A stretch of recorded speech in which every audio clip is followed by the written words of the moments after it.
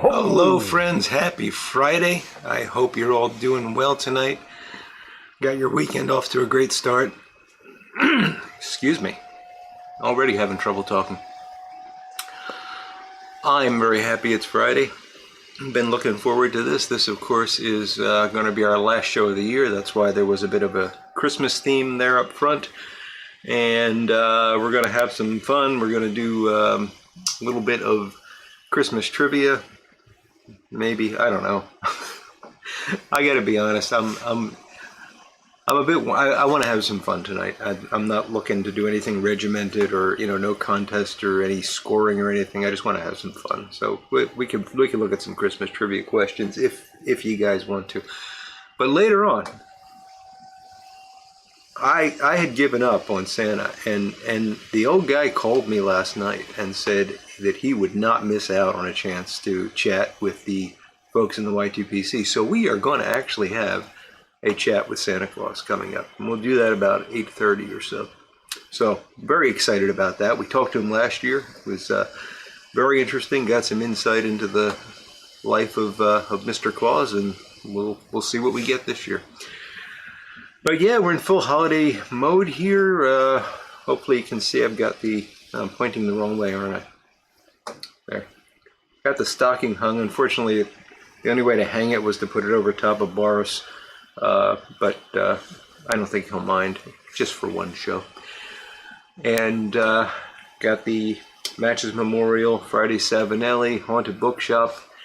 As always, I always like to start the show like that, as a tribute to our dear departed buddy Matches.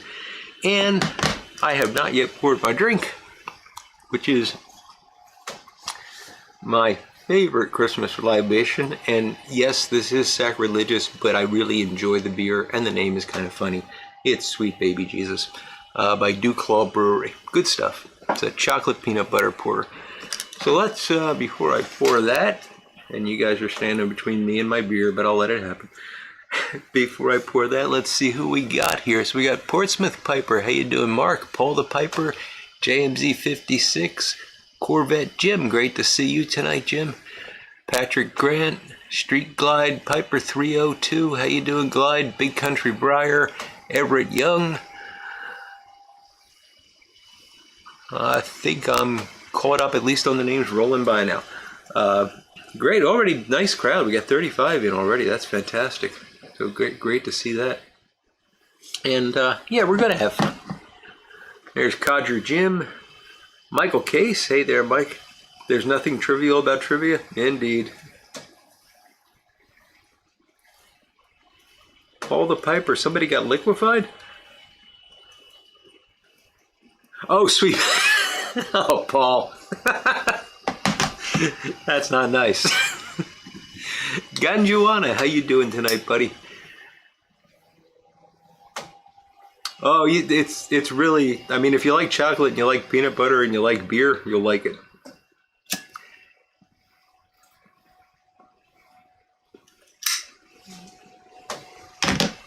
Bona Piper, hello Christian. And Tim Fournier, yes, I saw you earlier. By the way, one of those two hoes was directed at you, Tim, in terms of ho-ho-hoing.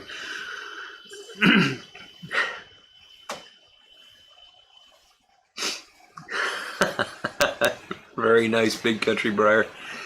Sailor, hello there. John Marr in an old Stanwell straight grain with Johnny Walker Black on the side. Nice. Let me get this this popped open, and of course, I got my traditional Christmas mug here with the Fragile label on it.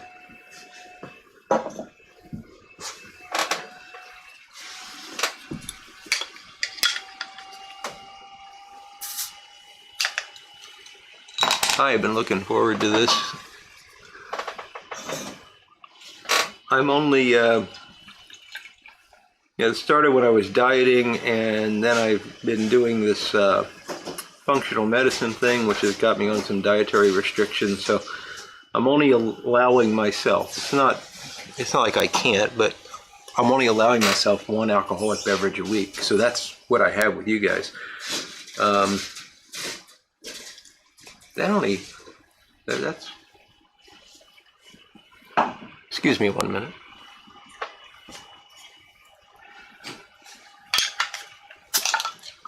I'm only having one drink a week.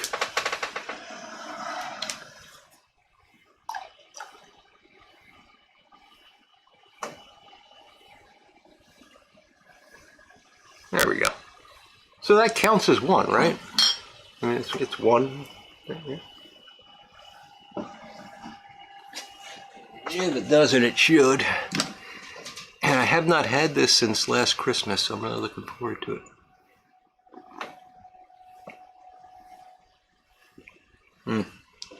Very good stuff. It's Duclaw Brewery, Sweet Baby Jesus. And I saw they have a new one. And I can't remember what it was, but it was a sort of modification of, it had something else added, and they changed the name to Sweet Baby something else. And I can't remember it now. Jack Kurtz. Hey, Jack. How you doing, buddy? Zippo is loading up some haunted bookshop in the Friday 7 LA2. And there's nothing regular about any Roma loose sites, buddy. That's 673 Roma loose sites.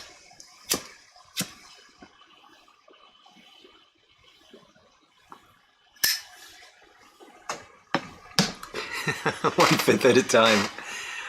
Artie, how you doing, Artie? Good to see you, Pensive Piper.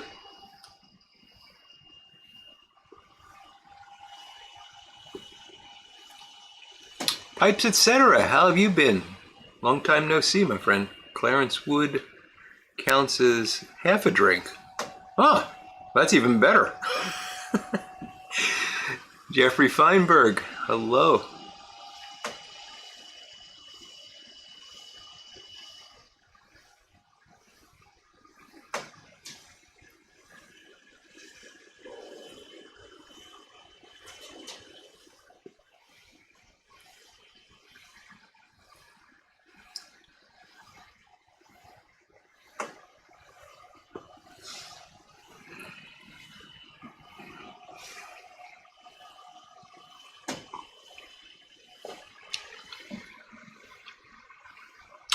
Thank you, Paul the Piper, as always. Yes, folks, hit that thumbs up button. It helps us. It helps get the word out, helps us support the next live stream. So I really appreciate it. And we'll do some trivia questions in a minute. Hey, Mr. Tolson, good to see you. Glad you're back in the game, Pipes, etc. Good deal. Corvette Jim's Boswell Palm Holiday. I hope you enjoy that, buddy. Eric, the blue collar pipe smoker. Hey. Yeah, how did you get in? Good to see you, buddy. Ganjuana, thank you very much, my friend. That is quite kind of you. I've mixed up my buttons here. Ho, ho, ho! That should be a Christmassy thing, I think. And then we'll follow it with that, whatever that is. Let me know if you heard sounds there.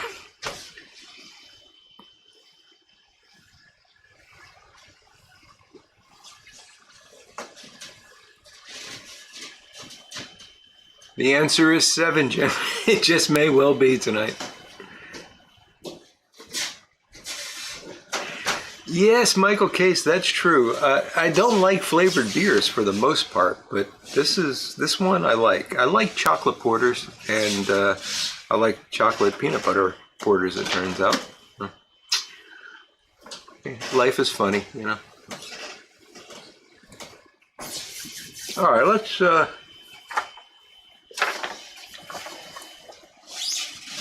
try a couple of these questions. I got it's a 40 question quiz, and actually some of these are quite interesting. And again, we're not going to keep score or anything, just going to have some fun. Drop Bear Woodworks, good day to you, sir.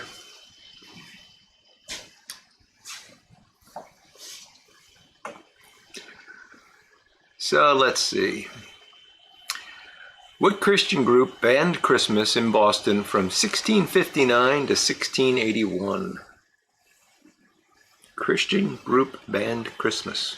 Very interesting.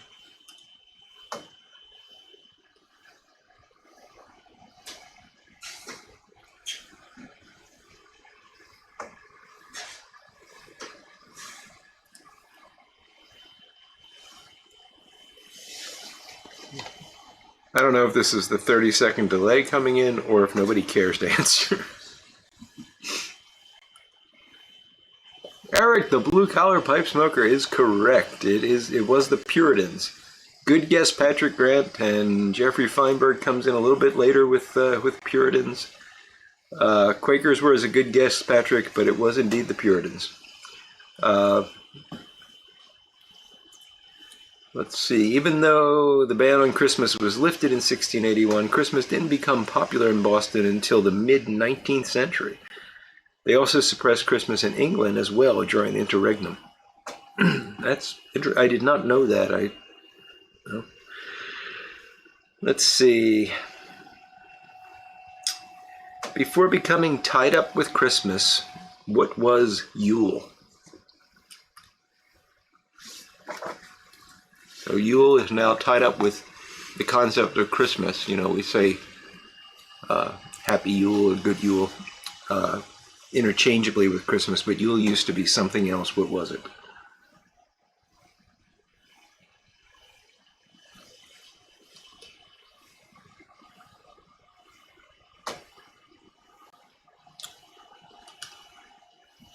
We sure could, Paul, as long as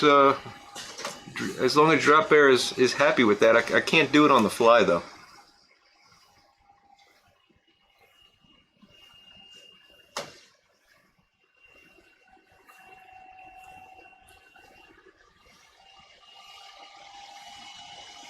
Pagan winter solstice. That's pretty close, Zippo. I'm going to take it. The correct answer is Pagan Midwinter Festival. So it's not only pretty close, it's pretty much accurate. What am I going to see later, Tim? You're scaring me. Winter solstice. Yep. I think Zippo was first in with that one. So he wins our respect and admiration for this round. Let's see. Can I hold this far enough away that I don't have to put my glasses on?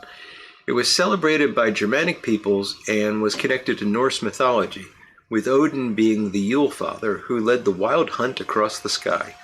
Yuletide is about 2 months long and falls roughly from mid-November to early January. In the middle of Yuletide Yuletide lasts 2 months long, and in the middle of Yuletide is Yule. So that would be right about Christmas time, I suppose. So there you have it. Things you didn't know you needed to know.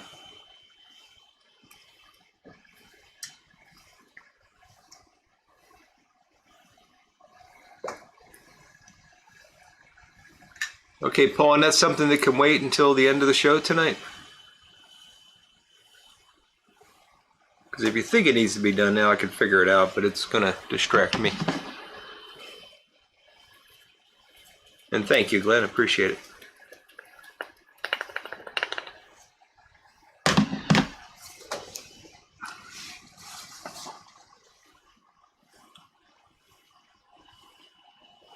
All right, let's try another one of these. Let me see if I can get one that's a little more interesting. Oh, this surprised me.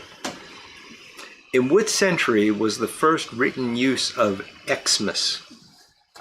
When was Xmas first used as a replacement for Christmas? What century?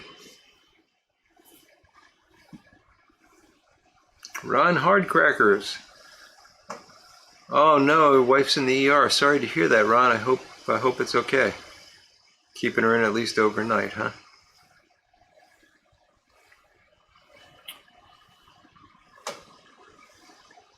Peterson Piper, how you doing, buddy? Good to see you tonight.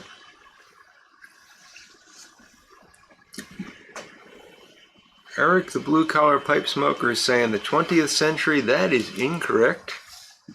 We've got the 19th century, which also includes the 1890s, so those are both incorrect. I want to make sure I got the answer before I tell anybody else they're wrong. Yeah, okay. The 14th would be incorrect, Tim. 19th, 18th, 20th. So far, nobody's got it. 19th, no.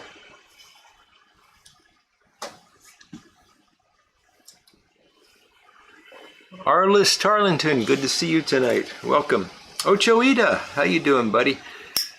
17th, sorry, Cogs and Sprockets. We're narrowing in on it.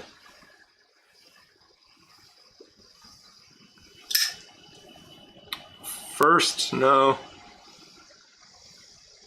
Although an argument could be made, Kevin, but no. 6th, no. Ochoita got it right, the 16th. The 16th, indeed. It was the 16th century, and that really surprised me. I mean, my first guess was right up there with Blue Collar, who said it was the 20th.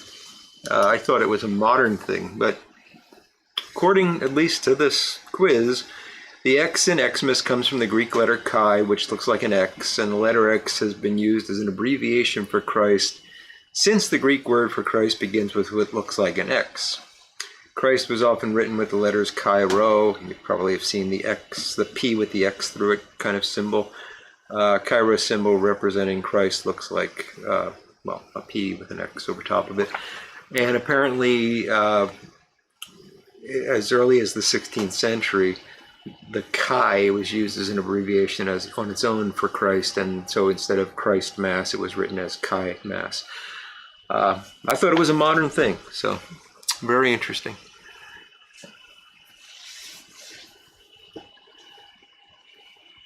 "1245 BC, that would have been a fascinating answer if it were true, Paul the Piper. I would have had to have really worked hard to explain that one.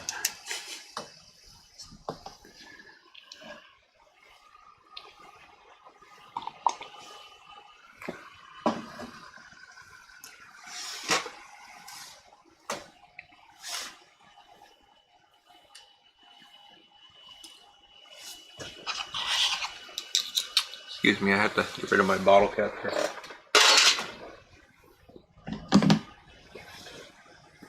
And as soon as I finish up this haunted bookshop, I have some Black Frigate on tap, so I'm looking forward to that.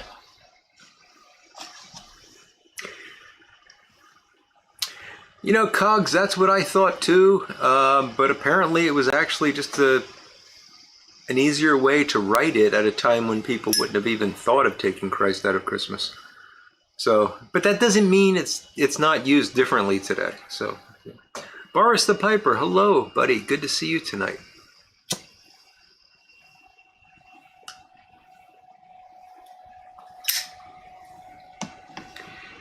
And yes, we had a lot of close guesses on that one.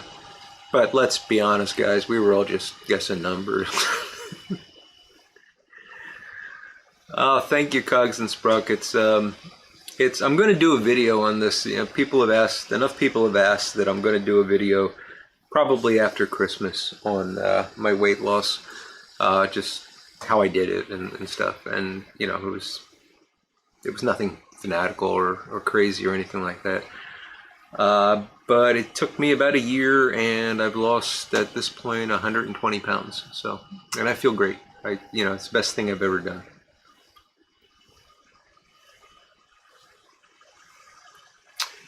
Hey Artie, I'll tell you all about it in a future video. I don't want to get into it tonight because I haven't really thought about how much I want to say.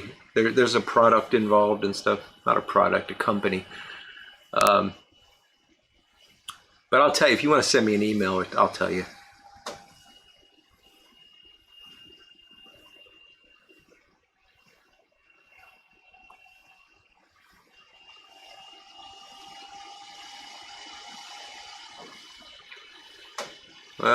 Thank you, Paul and Glenn. Thank you, guys. I appreciate it. 2188 birthday bash must have been lit, as the kids say. Yeah. Thanks, Artie.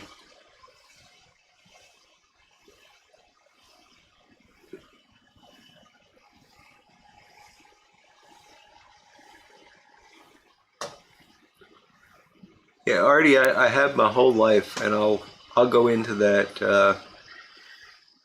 I want to be real careful because I don't want to spend too much time talking about this and take away from the Christmas cheer that we're trying to develop here.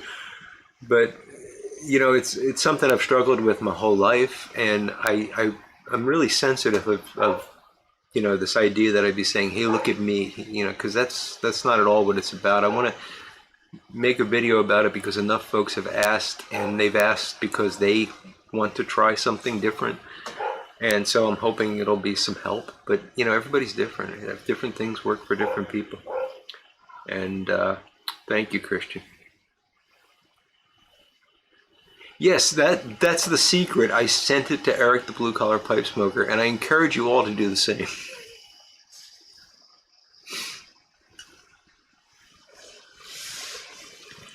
Yes, Cogs, I do that quite frequently. That's why I now have this big wad of tape on it. I got to get it resized because if I don't have the wad of tape on it, it just falls off, and I don't wear it very often if I'm like outside working or something. Drop Bear Woodworks lost 80 pounds over life. Fantastic. That is fantastic. Rewards are, yeah, it's funny, but I agree that was like the biggest thrill for me. I could like go into a store and buy clothes now. I don't have to order them from the fat guy shop anymore. Oh, Everett, we didn't need to know that.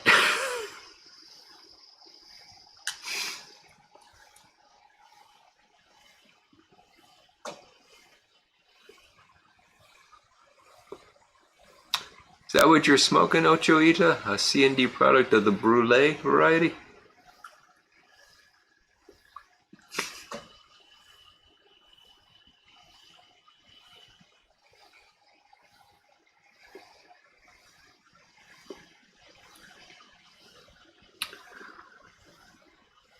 Well, I'm glad everyone was there to rally around you, Jim, and we still are, and always will be, buddy.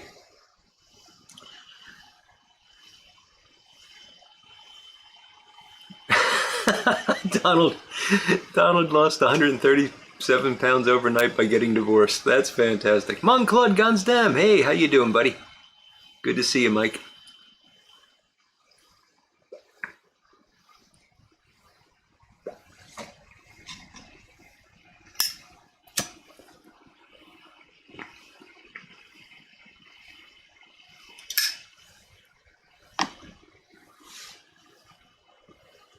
I know that feeling, Jim. Wearing jammies because you hate doing laundry.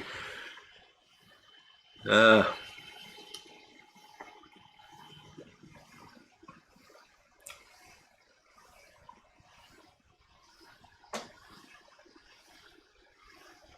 really? That's interesting. So Michael Case is getting a recommendation from YouTube to watch my introduction video. That's got to be 6 years old now.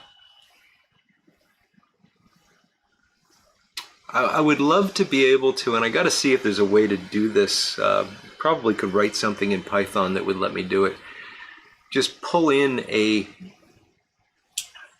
screen capture from just randomly, well, not randomly, random time, but from every video that I've made, and always make sure that there's a face, and just do a time lapse of that over the 6 years that I've been doing that. I think that would be kind of interesting. You can't beat a broken drum, that's true. James Stumbo, how you doing, James?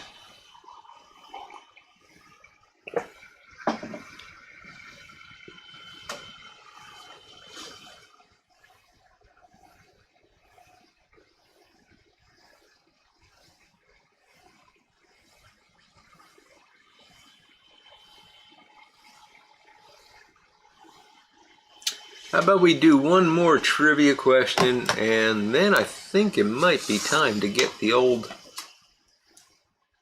old pipe smoking, sleigh riding son of a gun on the phone. Pipe smoking, sleigh riding, toy making, elf employing son of a gun. If you joined late, we're going to be doing an interview with Santa Claus soon.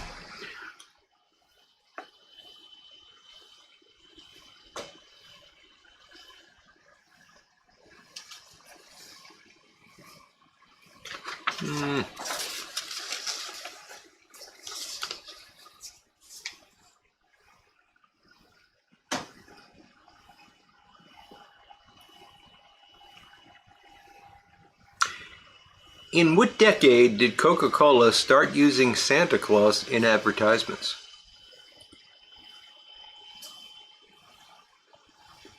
What decade? Coca-Cola using Santa Claus in advertisements.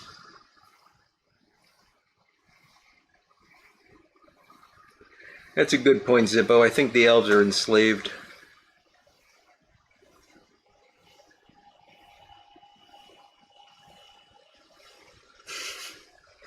Paul, you should ask Santa that.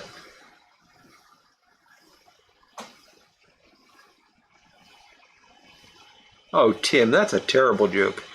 It was not the 50s, it was not the 30s, it was not 1934, which is in the 30s, Tim. It was not the 40s, not the 30s, not the 80s, not the... Ganjuana, well, it wasn't 1920, but it was the 1920s. We'll take that. So Ganjuana's got it correct. It was the 1920s. It says here that there's a myth that Coca-Cola invented the modern Santa Claus in his red and white suit. There are numerous examples of Santa Claus as we know him with his red and white suit before Coca-Cola started their advertising campaign. That being said, their advertising definitely helped to cement the image of the modern Santa Claus in the minds of the consumer. And as an aside, the first depiction of Santa Claus as we know him today was done by a political cartoonist. Does anybody know the name of the political cartoonist that first drew the modern Santa Claus?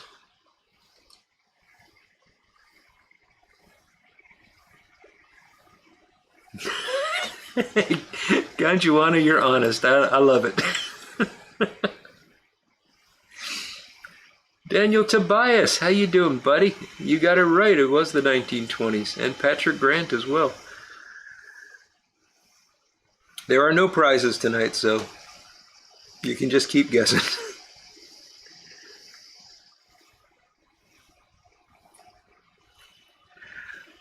I've often wondered that, Zippo. Is Santa really an elf? Because he looks very different than the elves. Thomas Nast is correct. Eric, the blue-collar pipe smoker, you history teaching son of a gun. Thomas Nast drew a picture of Santa Claus for the January 1st, 1881 issue of Harper's Weekly, and the rest of the media ran with it. It became the visual prototype of the Santa Claus we all know and love. He also drew an earlier version for a 1963 issue of Harper's, but it didn't resemble the modern Santa as much as his 1881 drawing. And that was in the beginning, one of the little things I had coming up at the beginning before we started the show, if you're interested, or you can just Google Thomas Nast Santa and you'll see, you'll know the image as soon as you see it. Paul thinks Santa is German. I think he was actually originally Turkish. Well, we could ask him, because we're going to call him in just a moment. Tim Allen. Oh, that is in one of Eric's videos. So the question is, did Eric have to go back and rewatch his own video to get it right?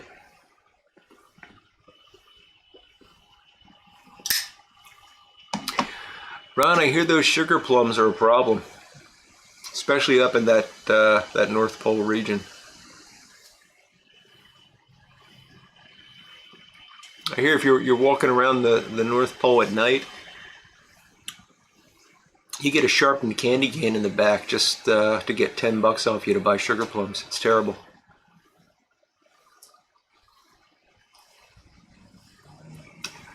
Was it Finland? Well, you know, it's so Finland is kind of up where the reindeer are and stuff, and I think that, but the Saint Nicholas was, I believe, Turkish, Greek Turkish, Zippo's saying. Eric saying Nicholas was from Turkey, yeah.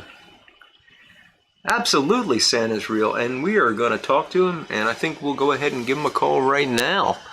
I do have Santa's private number, and we shall see. As always, guys, give me a thumbs up when the audio starts so I know that you can hear it.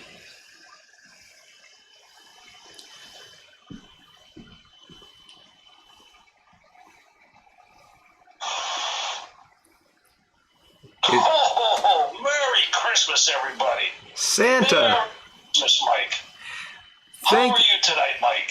I am doing fantastic. We are so happy that you could take the time to join us. I know this is a pretty busy time of year for you. Oh, no trouble at all, Mike. No trouble at all. I watch you every Friday night. You do? Gives me a break from dealing with the reindeer and the elves. But you're correct, because everybody's very busy. Everybody. But we're on schedule to be out Christmas Eve. The sleigh is all polished and ready to go. Well, that is fantastic, Santa. I didn't realize that you were such a fan of the YTPC, but I guess as a pipe smoker, it would make sense that you'd want to check in on YouTube and see what's new and happening in the pipe world. I gotta see what everybody who's being naughty and nice in the pipe community, Mike. You know, there's some little stinkers out there.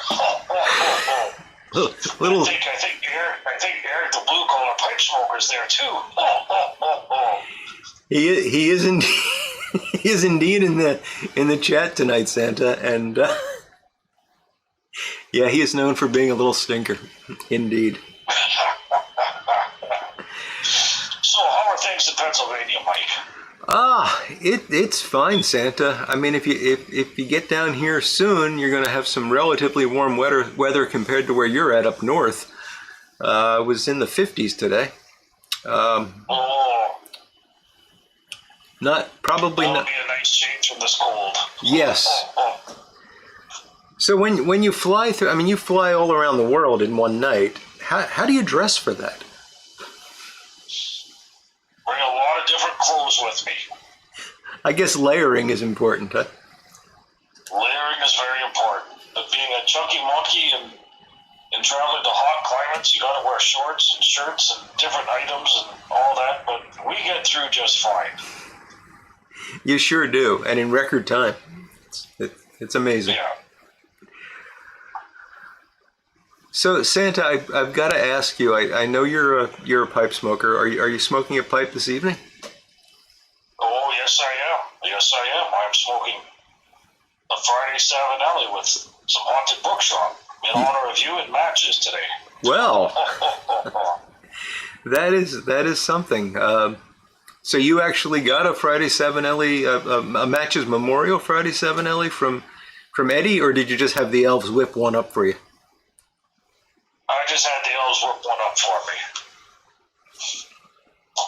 How are the elves as pipe makers?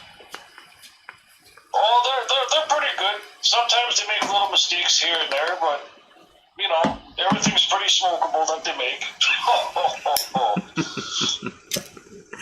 They try to play little tricks and try to play tricks on Santa and give him certain tobaccos that he doesn't like, but being experienced, they tend to realize that they can't pull the wool over my eyes. Aha.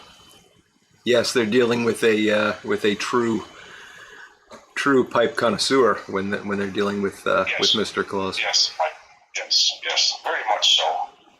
And Haunted Bookshop, I'm surprised. I thought you would be smoking something like Sugar Plum Fairy or something. And smoking some NHGL earlier today, Mike. I really like that this time of year. Okay. Something sweet, something tasty. Not big on too many aromatics, unless there's some Christmas cookie around, and then Santa has to go right to the Christmas cookie. Well, Santa's always had he's always had an affinity for those. You don't have much. There's not a Boswell location near you, is there? No. But apparently Santa's getting a package in the mail from a friend of his, so. Okay. It's good to have friends.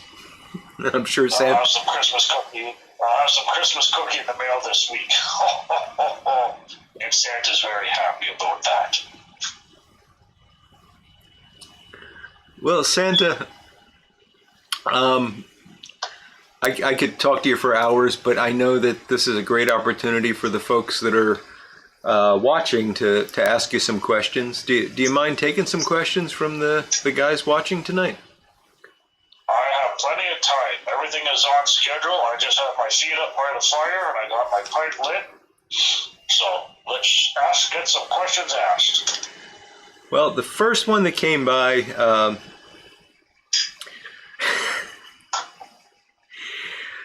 So, Ganjuana wants to know if if Santa likes Captain Black Grape. Oh. No.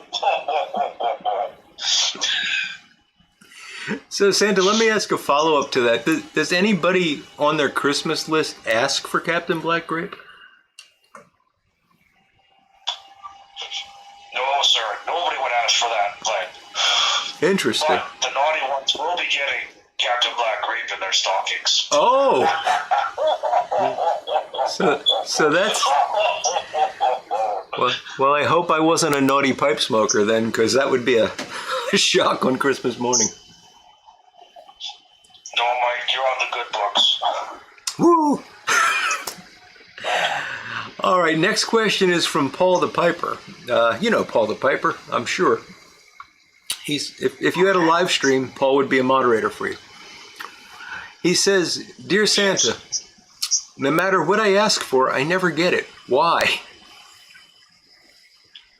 Because sometimes you can't always get what you ask for. You have to be happy with what has been brought to you. That's why. Wow. Santa's giving us a little lesson in philosophy there. And almost quoted the Rolling Stones, which I was pretty impressed by. All right. Drop Bear Woodworks thinks you really are smoking Captain Black Grape. But I take your word, Santa. I believe it's haunted bookshop. Maybe Drop Bear should be smoking some Stonehaven. So Eric the Blue Collar Piper wants to know if you could ask the elves to do something about those taxes and duties up there, eh? Oh, we've tried, but that government is just a terrible government. Now, I forget what you call it at the North Pole there. Is it Christmas Land or Santa Land or whatever? Is that a country unto itself, or are you part of the Arctic? I guess. We're our own little country, Mike. We're not very visible to the public eye. Sort of a magic thing going on there?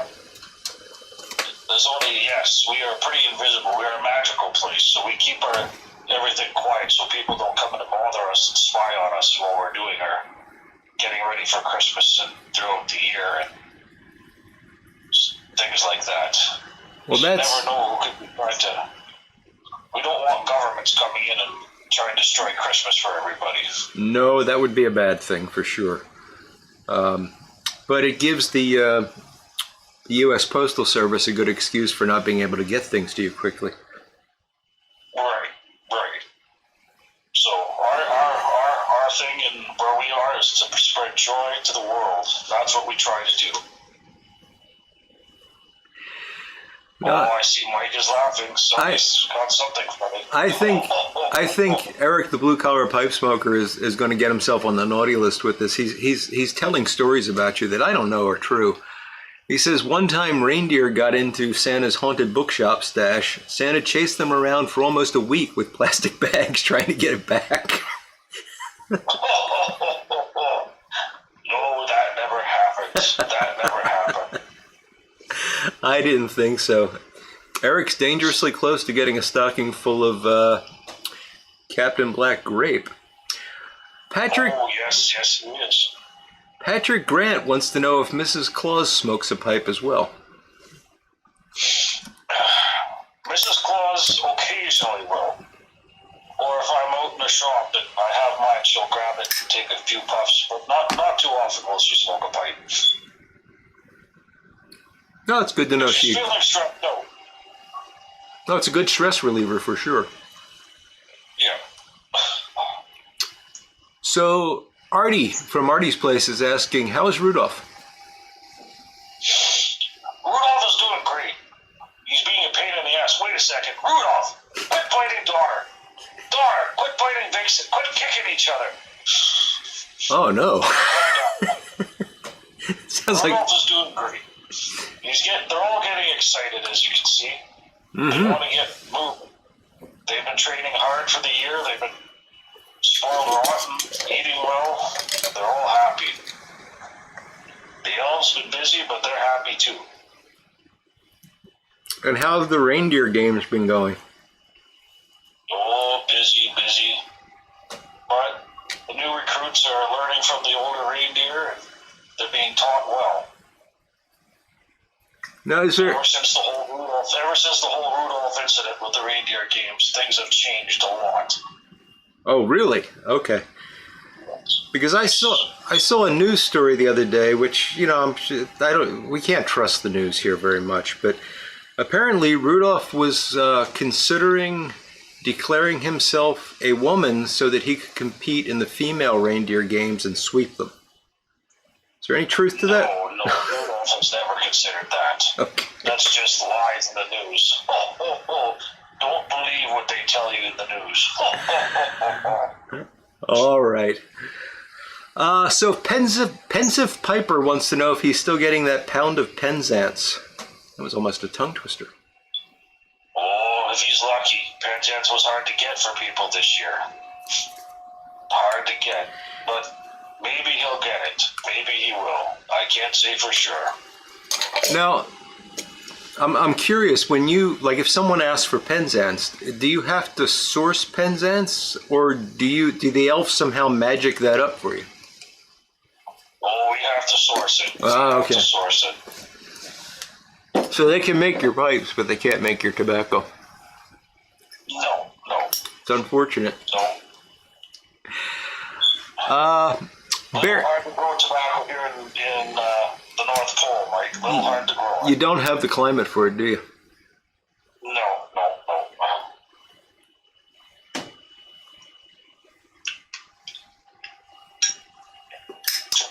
Santa, I'm sure you know this because you know who's been naughty and nice, but I just switched over to my Tim Heineck pipe, and I filled it with Black Frigate tonight. I heard you say you were going to smoke some Black Frigate tonight. But I'm really shocked, Mike, because it's near Christmas, and I was hoping you'd be smoking your Calabash tonight that you got from Jack Kurtz. I was hoping to see that, because that's such a Christmas-looking pipe, Mike.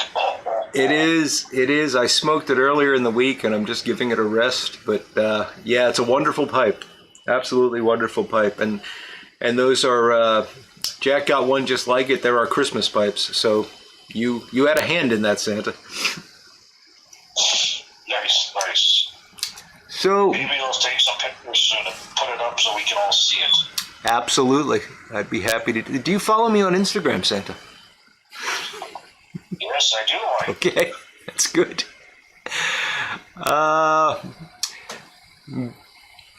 Bear Wolf wants to know if you remember him. He's your dysfunctional elf. Oh, yes, I remember Bear Wolf. He was a good elf. A little nutty, but he was a good elf. Little nutty. Getting everybody constantly riled up and into trouble. But he was nonetheless a very good elf to have. Made it very entertaining at the shop. You need those kind of guys. Yeah. So, Tim Fournier, you must know Tim. I'm sorry, I've seen Tim around in the lives. You probably know him as Fournier. I like mispronouncing Tim's name. He wants to know if the people on the nice list get a tin of I Hate Roger Goodell. Yes, they do.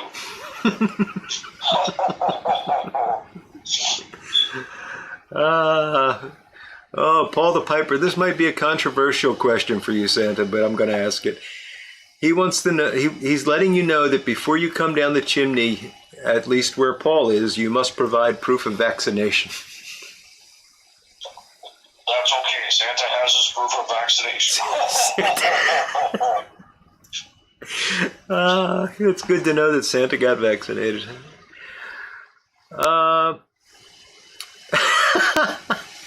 I'm sorry, Santa. Some of these are just making me laugh. Zippo765.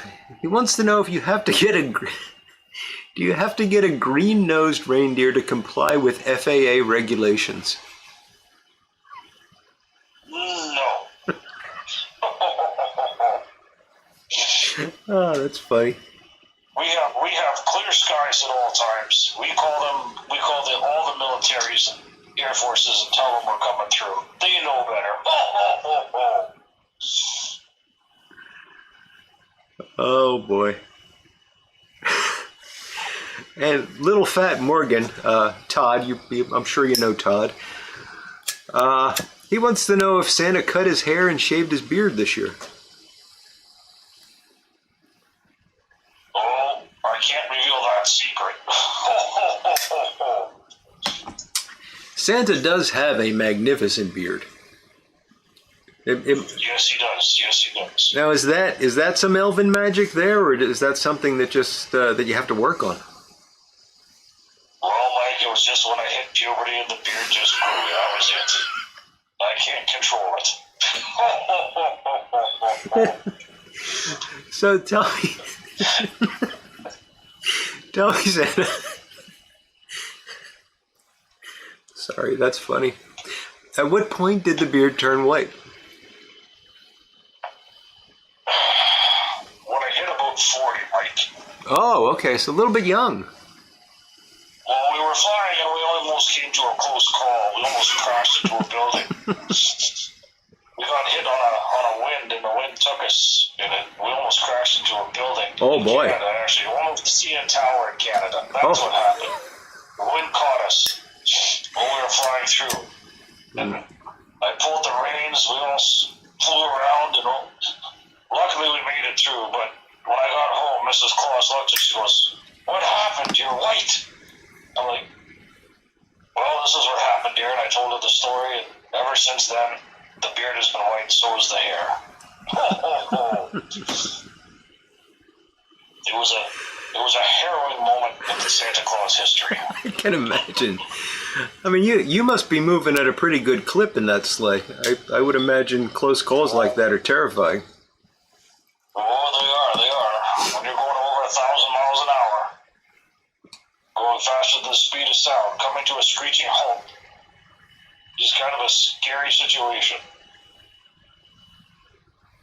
Indeed.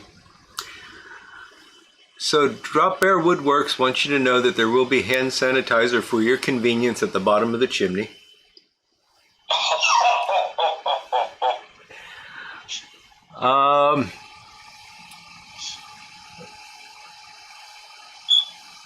Artie is asking, and you don't have to answer this, Santa, but he wants to know what you weigh.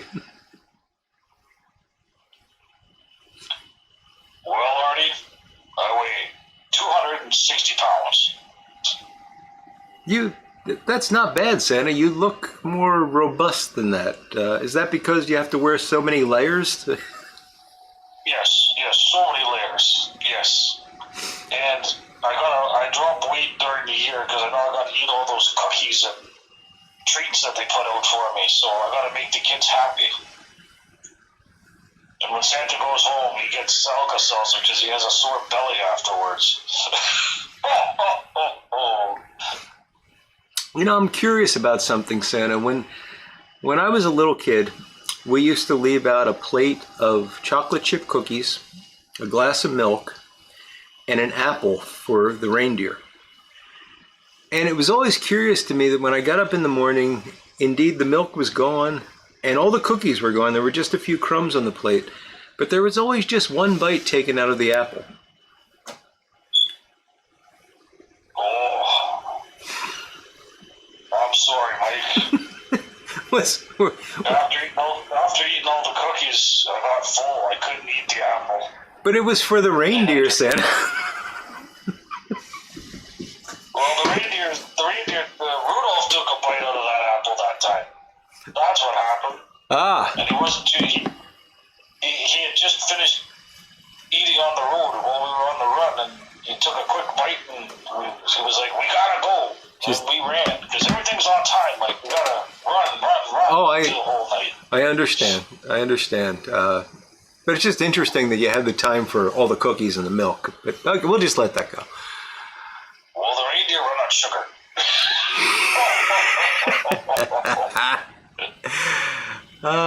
University Pipe wants to know if you're drinking eggnog with brandy tonight. No, Santa is drinking Coke Zero. Santa does not like eggnog. You don't like eggnog? That's interesting. No, Santa doesn't drink alcohol anymore. I got a little lit up one night in the North Pole, and Mrs. Claus was not impressed. It was either keep drinking that schnapps or you're out of the house. Well, Mrs. Claus won. Well, it's good to let the missus have her say once in a while. Oh, you gotta listen to Mrs. Claus. She's one tough lady, I tell you. I believe it. But I'm sure I'm sure she's wonderful in a lot of ways as well. And considering your job, you need that support. She's put up with me for thousands of years. But to be fair, you only work one night a year, so. Well, that's not true, Mike. I worked straight through the whole year, except for that one night. Yes, we were busy, but we were always working. Keeping that shop humming. Here and there. Yeah. Everything is on schedule, but we do have time off to take, and the elves go and do their things for a little bit, and I do my thing, and spend time with Mrs. Claus throughout the whole year. But Christmas Eve is our busy night, and we know that, and we all get prepared for it. And we have to do what we have to do. We know that. We have a lot of people in the world that we have to make happy, and that's what this time of year about, is making people happy. That makes a lot of sense, Santa. And we're also happy that you do it.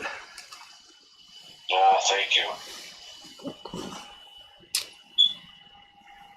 So Big Dave is asking, how does Santa deal with the Simply Safe security systems? I turn into a mist. Oh! And I go through the mountains. I didn't know you could do that. That actually is that how you fit down those little chimneys too? Yes. Either that or I suck my gut in really, really hard and slide down. Ah, okay. Is there any lubrication involved? Like, does Santa carry a stick of butter with him or anything? Oh yes, a lot of olive oil, Mike. Olive oil. Okay. Just gotta be careful, like with those chimneys that are still, the fireplaces that are still lit. You go up pretty quick. You gotta be careful. Santa wears a fire retardant suit every time he drops down those chimneys. Oh, I'm glad you do.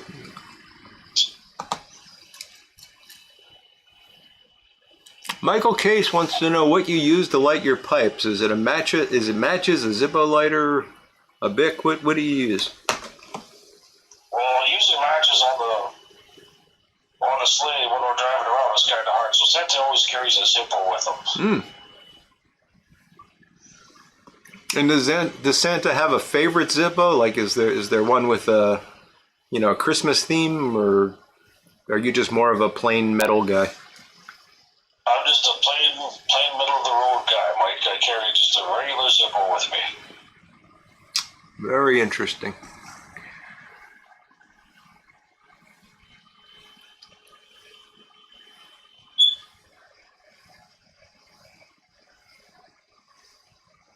So Doug Owen is providing a perfect recipe for eggnog. Would you like to know what that is, or you're probably not going to convert, are you? Santa's good. Santa's good.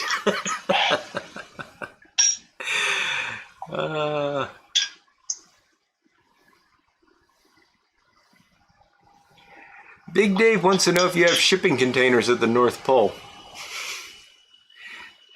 Is the supply chain mess affecting you up there? No containers in the North Pole, Mike. We do everything the best we can by hand, or figure out how to make the stuff on our own. Oh, okay. A lot of the elves are way more technological advanced than Santa is, but they know what they're doing. Fascinating. So, Corvette Jim wants to know if you can bring him more pipes than Armchair Piper Ed has.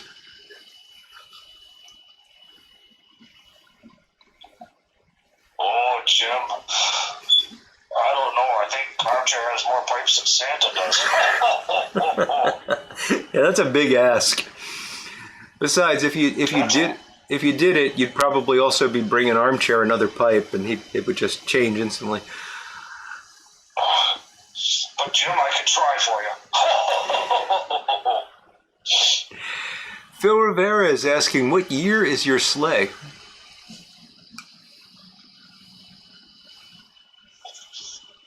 My sleigh is from 1900. 1900, wow. With a few modifications. Been done to it over the years, of course. But it's an original 1900 sleigh that the elves made one year, and it's been our go-to ever since. Now we have a couple more sleighs around, but we don't use them that often. Now, can you, I might be asking you to say things that you can't comment on here, because I know that you got to keep some mystery. But there's been this question about, do reindeers really know how to fly? So your reindeer actually do fly. Is that correct? Yes, they do.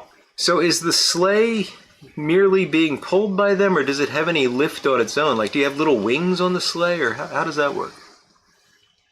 No, the sleigh, the reindeers start pulling it, they lift. As soon as they start flying, the sleigh lifts with them. Interesting. So that's hard work for the reindeer. It's very hard work for them, but I'm not going to get into any more detail about that, because that's a very, very secret process.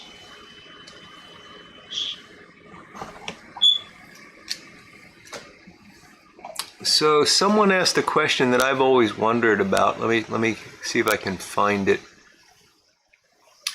Paul Johnson wants to know if, when Santa's in your house on Christmas Eve, and I know you're in and out very quickly, but do you ever use the bathroom while you're there? No. Do you have facilities on the sleigh, or?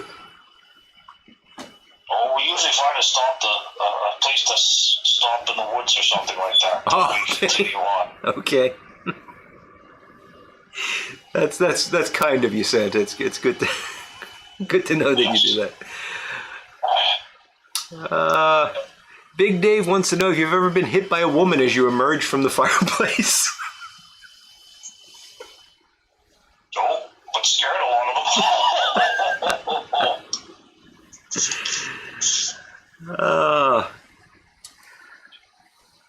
University Pipe, is Santa drinking the Coca-Cola Zero made with the 1894 recipe? How else does Santa stay up all night? I believe the 1894 recipe still had a little bit of cocaine in it. That's the reference there. Oh, no, Santa doesn't use that Coca-Cola Zero. No. Santa also brings a big thing of espresso coffee with him.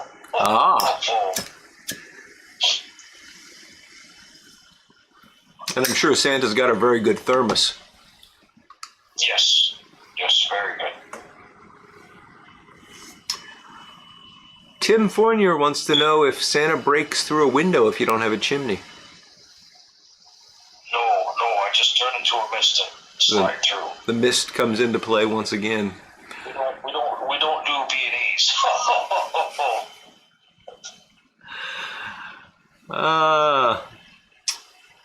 Phil Rivera wants to know if Santa has a medicine bag.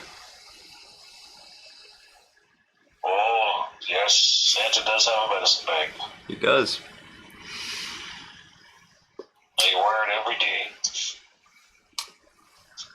Michael Case is asking, is your sleigh a Studebaker or is it elf-made?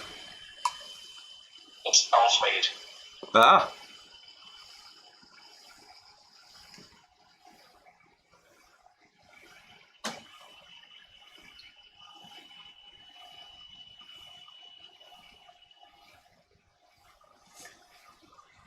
I don't know what that is, University Pipe, but I'll ask. Does Santa have NOS hooked up on the reindeer?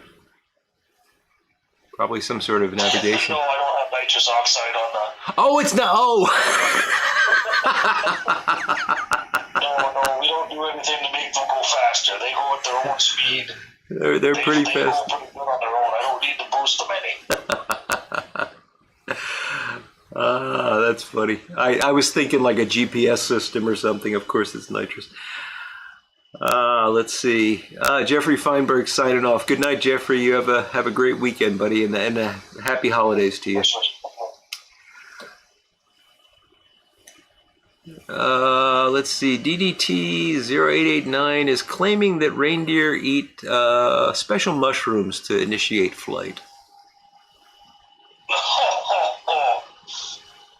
They only ate special mushrooms once in British Columbia when we flew through there. That was a funny experience. Oh, that's good. Well, the reindeer just automatically fly on their own. They have that instinct to get and they go. Now, not all reindeer can do that, though, right? These are a special breed, I'm assuming. Yes, they're a special breed of reindeer. Daniel Tobias, I don't know if I'm sure you know Daniel. He's one of our friends who lives over in Israel. And he's asking a very interesting question. Do you visit non-Christians, and will you visit him?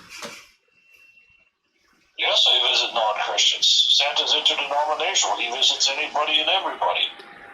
I assumed that you would, Santa. You're a wonderful, wonderful man, elf person thing. I'm there for everybody. Doesn't matter who you are. Okay. I've been corrected on one of my questions. I have to go back to it. But first, Tim Fournier once again wants to know what your favorite professional sport is. Oh, Santa doesn't watch sports. I have no time for that. Okay. Big Dave is correcting his question. When I asked you if you were ever hit by a woman, that's not what he wanted to ask. What he wanted to ask is, were you ever hit on by a woman as you emerged from the chimney? Oh, that has happened a couple of times. Some of those little ladies like to come out in their lingerie, but Santa's a married man, so he just politely says, no thanks, and Merry Christmas, and up the chimney he goes. Probably pretty quick. Don't need those milk and cookies.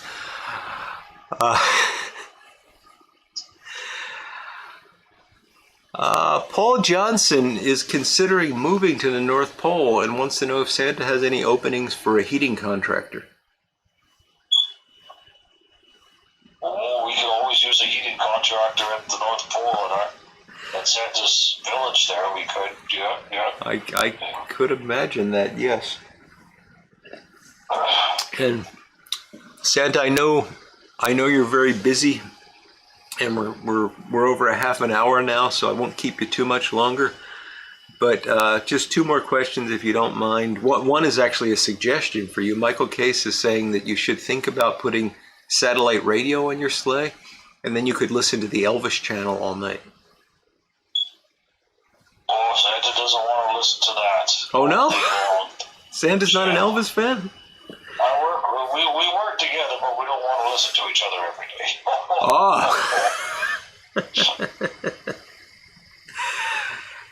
And Zippo wants to know if there is an intramural co-ed elf hockey league at the North Pole. Oh, yes, there is. I mean, even though I don't play hockey, they have an arena and they play their hockey intramurally and whatever, and enjoy that time on the ice. Yes, they do. Well, that's fantastic. Our elves, a lot of them like to be into fitness and stuff, so they have the little gyms and hockey rinks and soccer fields and whatever, or soccer places and stuff like that. So they're active and they keep themselves healthy. That is good to know. And I suppose they, given the weather there, staying active also keeps them warm. Yes. And since you're looking for heating contractors, that might be really important right now. Yes. We have a lot of big wood stoves in the homes and stuff like that. All right, one final question, Santa. Big Dave wants to know if you have a favorite Christmas song.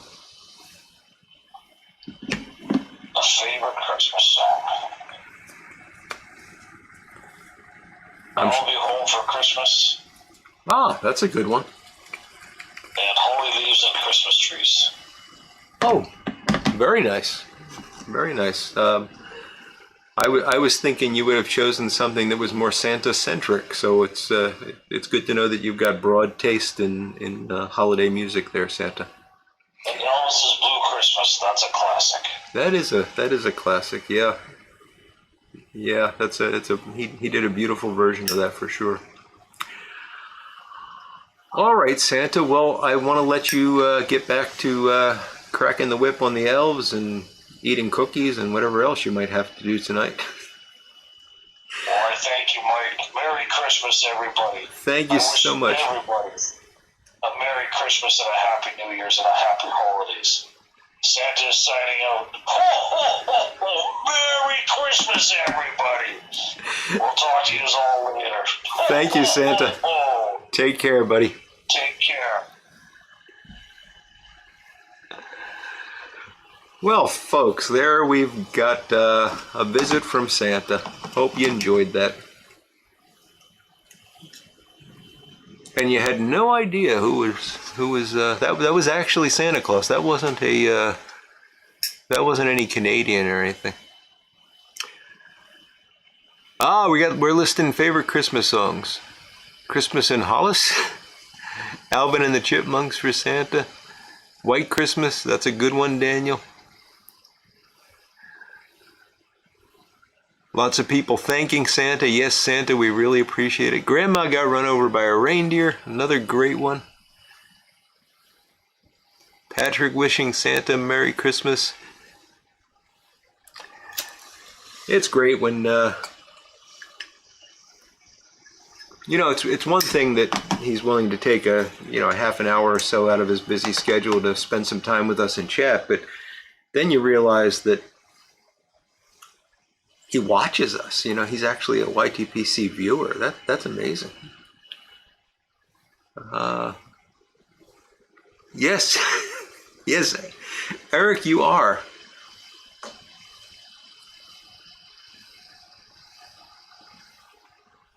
Hey, Everett, where did you go?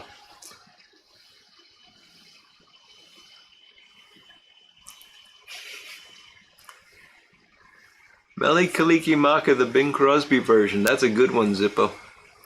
The 12 Pains of Christmas? Is that the one where the guy's putting up the lights, stringing up the lights, Tim? There's one where each time it comes around to him, he says stringing up the lights, and it just gets more and more aggravating for him.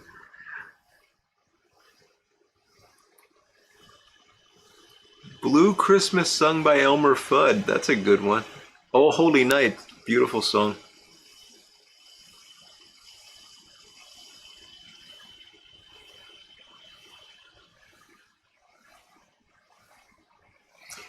Sorry, Eric. I'm not that sort of driving journalist that I try to dig up the dirt.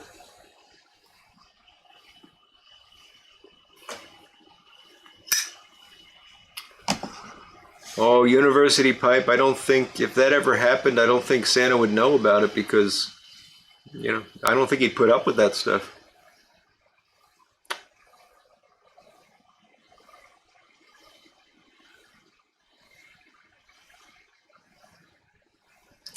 Oh, Everett got a call from one of his kids. Everett, you missed Santa calling in. It was great.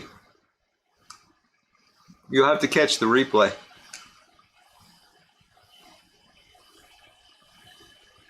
Oh, that chipmunk song about the tasty chip. That's a good one.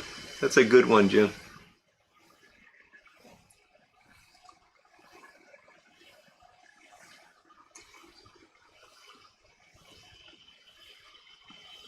Oh, Holy Night sung by Stevie Nicks. Huh. Don't know if I'm sure I've heard it. I just don't remember.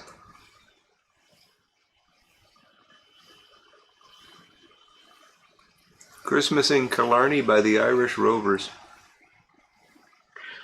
My favorite Christmas songs are a little odd. I mean, one song I really like this time of year, and it's technically not a Christmas song, but an Advent song, is there's a beautiful version of Veni Veni Emmanuel on YouTube.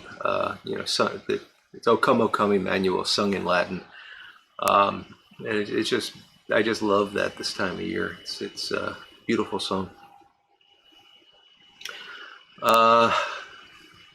There was another one I was gonna. Oh, I really like. And I play this every Christmas morning because I get up early and my wife doesn't, so I've got time to myself. Bob Dylan on his "Good as I've Been to You" album did a version of a song called Arthur McBride, and it's a beautiful song, and he did a great version of it, and it describes events that took place on Christmas morning. So I like that one, but it's certainly not a traditional Christmas song.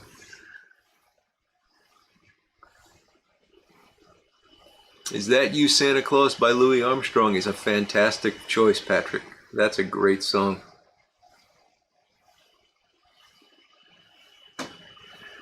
Oh, Daniel, sorry I didn't get to that one. I did see the question, but I just didn't get a chance to ask it.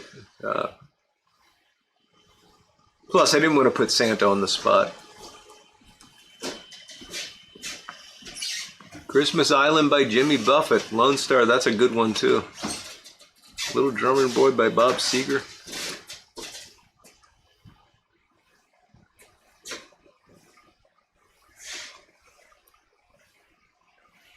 Doug, maybe you haven't seen Stevie lately.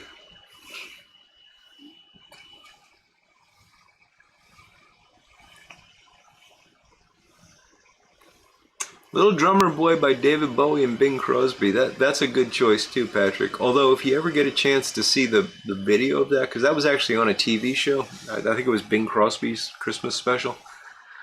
It's very strange because they obviously are not very happy performing with one another. But it's beautiful to listen to.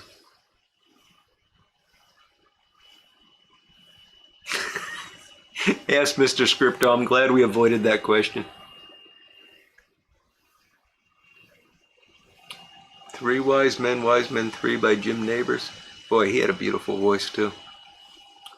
Pavarotti's Oh Holy Night, yeah.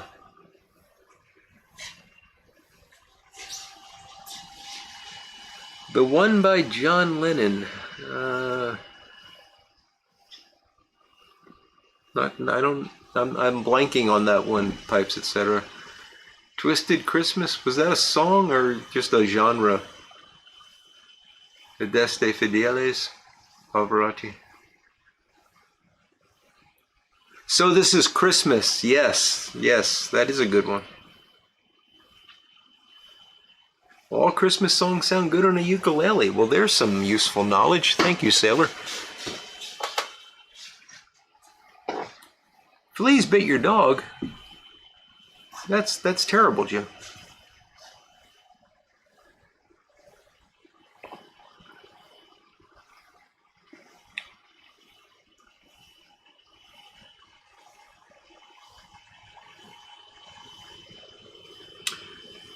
Good advice, Eric. Westminster Abbey Church Choir Christmas albums on Spotify for British classical Christmas carols. Yes, Doug. The 70s were a different time. I took my wife to see Fleetwood Mac 6-7 years ago. It was probably about 7 years ago. For her birthday. She's a big Fleetwood Mac fan. I don't actually know their music very well or anything. And I got her, I think we were like in the third row. And it was great. It was, the music wasn't that good in my opinion, but she was really happy, that we were that close. And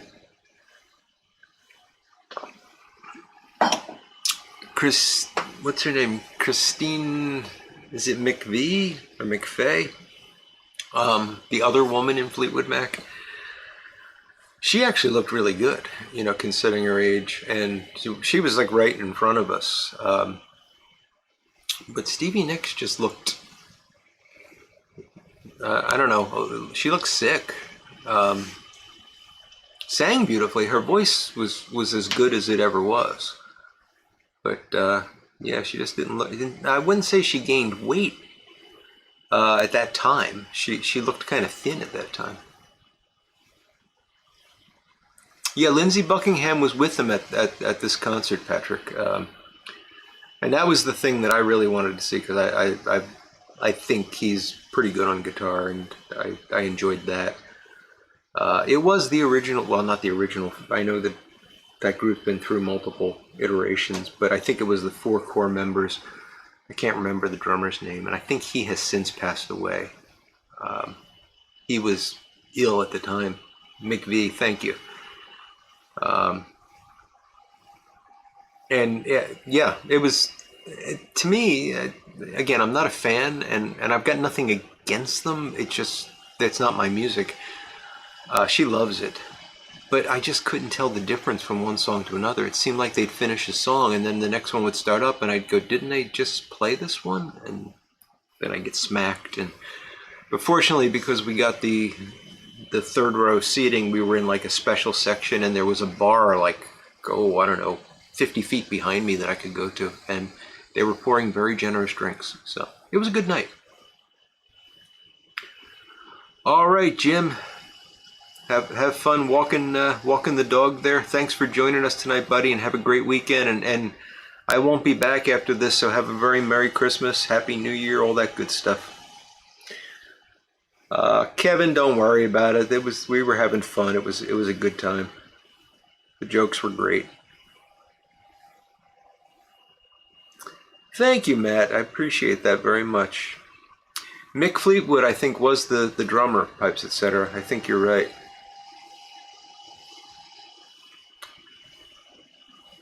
Do I have a turntable? I do, but I haven't used it in many, many years. So let me get this out of the way, and we'll go for a little while. I've got a whole nother bottle of beer left in that cup. But I just want to make sure that you guys hear this. So there's not going to be a show next Friday because it's Christmas Eve, or the following Friday because that's New Year's Eve. So I'll continue to do my Sunday videos, and may or may not do a Wednesday video during the week. We'll just see how things go. But I'll be back the first Friday after New Year's, and we'll do this. So I hope you'll all keep me in mind during those two weeks of absence, and come back and join me the 3rd week, and we'll get started up again for 2022. And I'll try to remember to say it at the end, but I really appreciate everything that you guys have done over the past year. It's been a wonderful year. For me here on YouTube, has been absolutely wonderful, and I've really enjoyed doing this Friday night live stream. It's the high point of my week. I say that every week, and I really mean it. But this means a lot to me. So thank you for that, and best wishes for the holidays. Mick Fleetwood is still alive. Okay, I'm sorry. I must be. I thought someone died, but I guess I'm misremembering it. I know he was sick.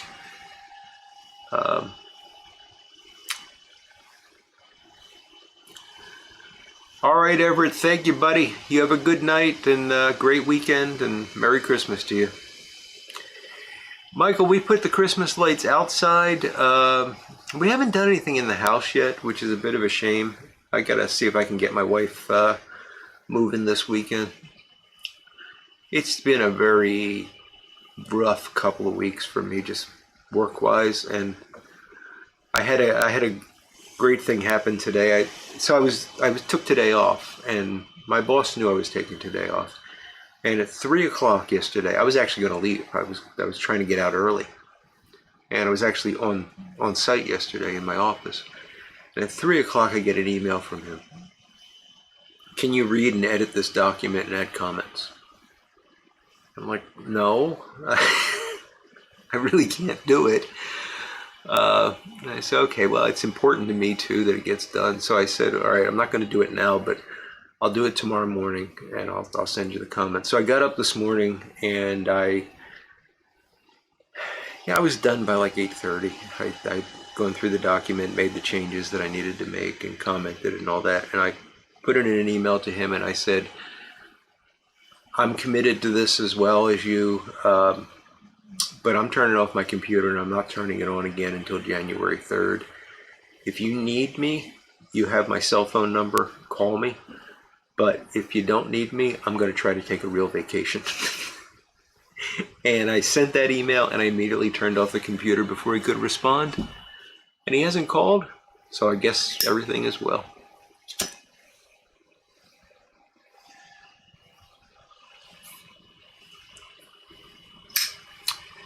Thank you, folks. I'm seeing lots of Christmas wishes and Happy New Year's and thank yous and all that.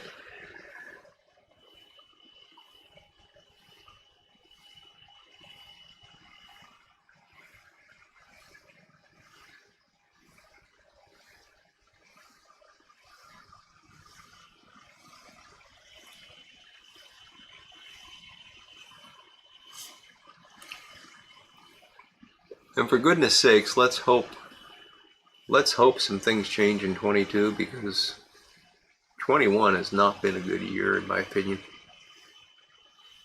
Like I said the other day, it's been fine for me, personally. I'm fine, but I look at the world and it's far from fine.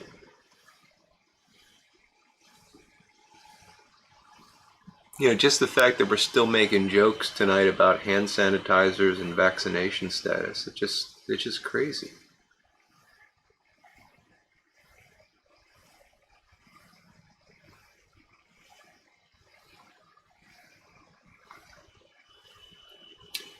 But,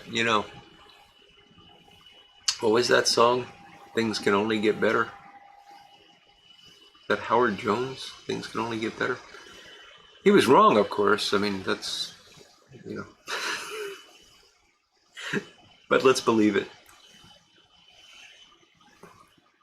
Big day. The weather's not bad. I mean, it was in the 50s today. I think it got up to 55. Indeed, Kevin, indeed. Let's go. Oh, it's good to hear, Clarence. They've kept me sane, too. I know, Pipes, etc. That is what we said about 2020. I know.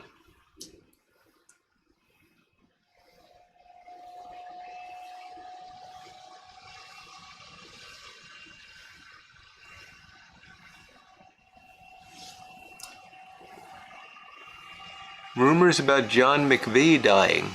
Maybe that's what I heard.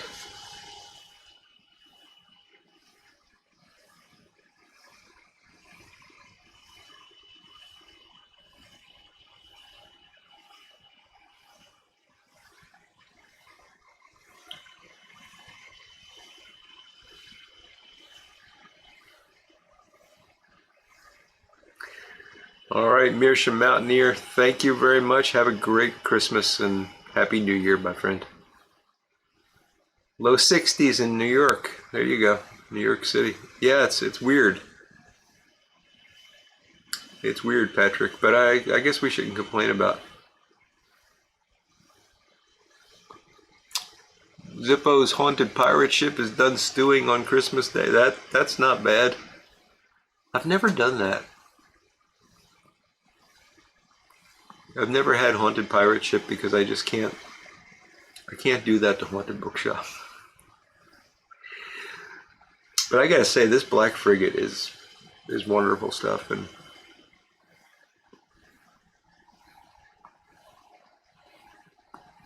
I thought Santa was going to take me to task for smoking a lot of Kia tonight, but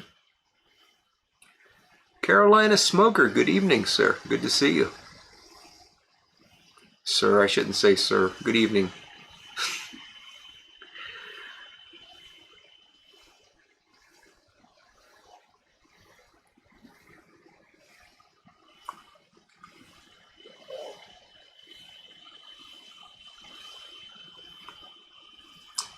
Kevin, I don't know what the rules are for a haunted pirate ship.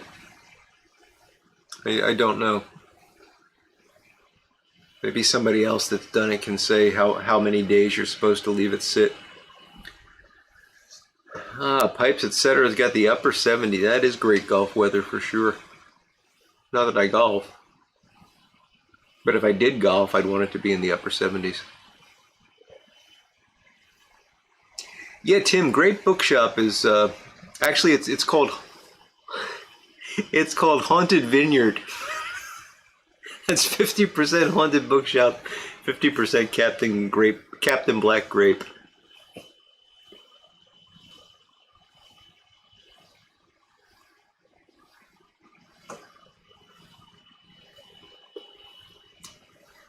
So Doug bailed on Fleetwood Mac after Lindsey Buckingham departed. Yeah, there was a lot of like, I don't know. I don't want to get into it. I don't remember the stories, and I don't want to speak about it if I don't have the information. But I don't know. They sound good. You know, I appreciate the sound of Fleetwood Mac.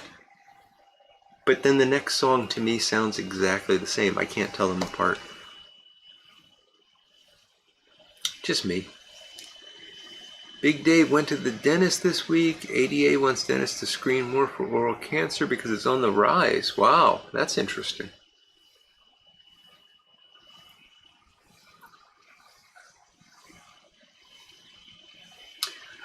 Well, I think all smokers, this is not my professional opinion, not that I have a professional opinion on this anyway, but the HPV vaccine, you know, the one that they give to young girls for cervical cancer, there, to my knowledge, has never been a case of oral cancer that did not prove to be HPV positive. And I think that all smokers should get the HPV vaccine. Now, getting a doctor to write the prescription for you might be a challenge.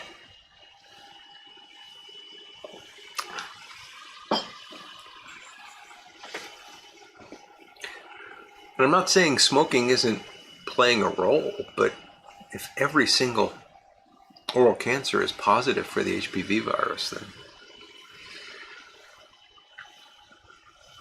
So Everett's saying it's 30 days for Haunted Pirate Cake. Haunted Pirate Ship, right? Zippo's saying 30 days. Doug says he can't remember the number of days. Mark Tinsky makes some nice pipes, Kevin.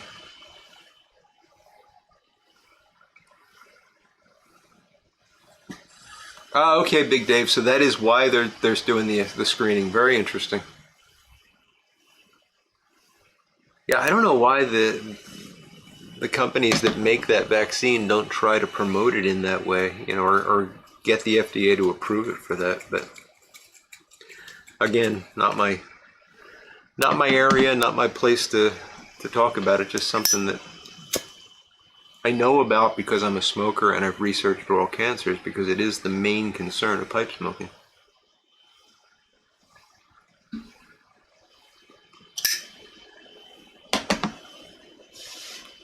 And I have a very good dentist, and if you're a pipe smoker, you should have a very good dentist.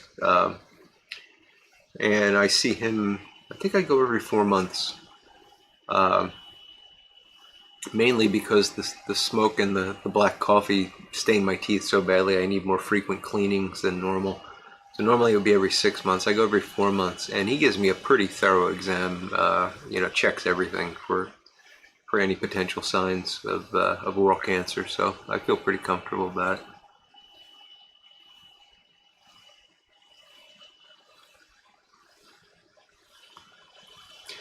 Well, Doug, that's part of it. You know, that people are rushing to get tested and they're finding other things, but it's also true that people are reluctant to go to doctors these days because they're afraid. And that's not good.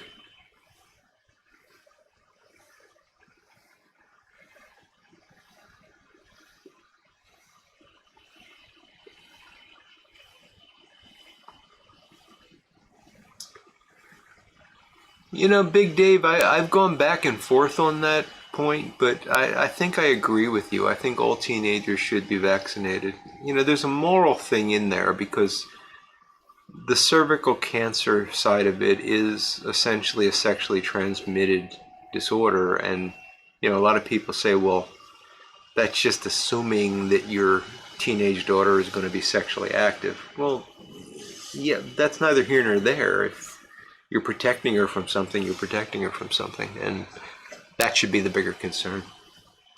Piper on the 45, have a good evening, a great weekend, and a Merry Christmas. The Tunnel Take, how you doing, Greg? Guys, we are 1 minute over, but I still have about... I almost tipped this over to show you. That would have been a huge mistake.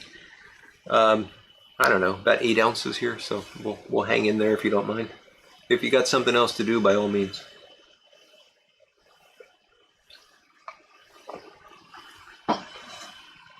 Waterpik electric toothbrush, huh?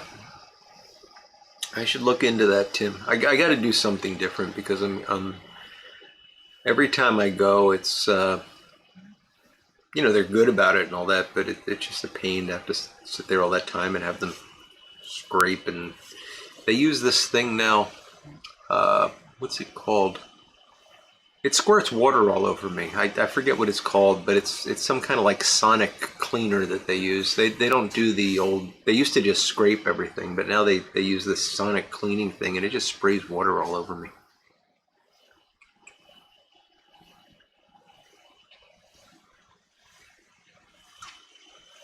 They are giving it to boys too. Well, that's good, Tim. Glad you're well, Greg. Yeah, this mug is wonderful. My wife bought this for me last year for my Christmas show, and it's this end up and fragile. It was a major reward.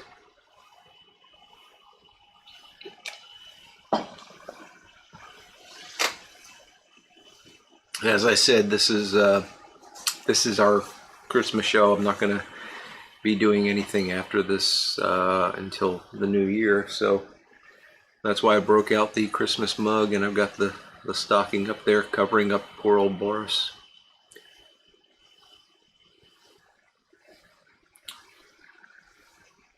It's worth talking to him, Couch. I mean, he might laugh at you and say no way, but you know, he might give it to you. Oh, Doug, that's really kind of you, my friend. Very kind.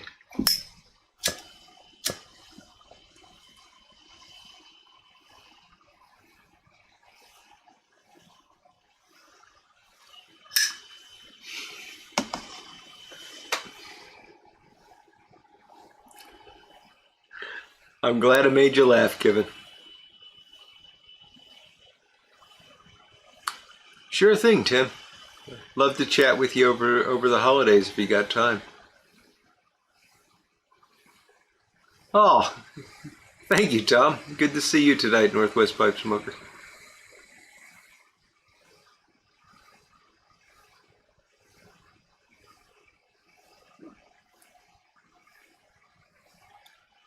So speaking of vaccines, I went to the doctor, was it last week? What's today? Today's Friday. No, it was earlier this week, which was just a follow-up. It had to do with this knee problem I've been having, but it was my primary care doctor. And he said, you know, I can give you the shingles vaccine if you want it. And I said, well, you know, I don't want shingles. That sounds like a good thing. Sure. And he said, well, you know, how long's it been since you got a tetanus shot? And my answer to that is usually it's within the last 7 years because I don't want a tetanus shot. But it's probably been over 20 years since I've had one, and I get cut up a lot doing goofy stuff. So I figured, well, what the heck? I'm gonna get the shingle shot. I might as well get the tetanus shot while I'm at it. So I got one in each arm. Man, did my arms hurt. I got to tell you, that shingle shot was painful. Not getting the shot, but within about 3 hours, I felt like somebody had punched me in the arm about 40 times. and that just persisted for about 3 days. So, but it's better than getting shingles, I guess.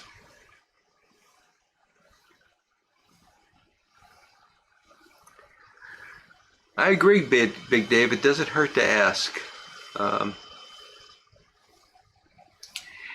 yes, Tunnel Take, thank you for pointing that out. I should have mentioned that. I got something else I want to mention as well. So there's going to be a meetup on Boswell's on the 30th in Mechanicsburg, I think it is. Correct me if I'm wrong about the place name. I might have that wrong. I definitely am going to go. I'm going to see Armchair Piper tomorrow, and I'm going to see if Ed wants to go along too. We could carpool up, and looking forward to seeing Brian Doran and Greg. If you can make it, that'd be great. I know a lot of other folks are planning on going. So that would be a really good time, and I'm looking forward to it. The other thing I wanted to announce is the Nashville Mafia. I heard from John Knight today. They are doing a big giveaway live stream. I think it's at 7:30. Check their channel because I might have the time wrong. And they're doing a big giveaway live stream thing that they said this is Wednesday at I think he said 7:30. Sorry, I'm not very well prepared for this, but they're great guys. They do fantastic stuff, and the giveaway sounds like it'll be a lot of fun. They said they're going to have a lot of prizes and stuff. So check them out if you got the time this coming Wednesday. So Greg, are you thinking about going to Boswell's? Because I'd love to see you, buddy. Doug had a sore arm for days too. Yeah, it was really amazing how much it hurt. Set her back big, yeah. And I also felt a little ill it didn't last long, but I for that evening, I just didn't feel quite myself, a little out of it. Tim rents so he doesn't have to worry about shingles. That's great.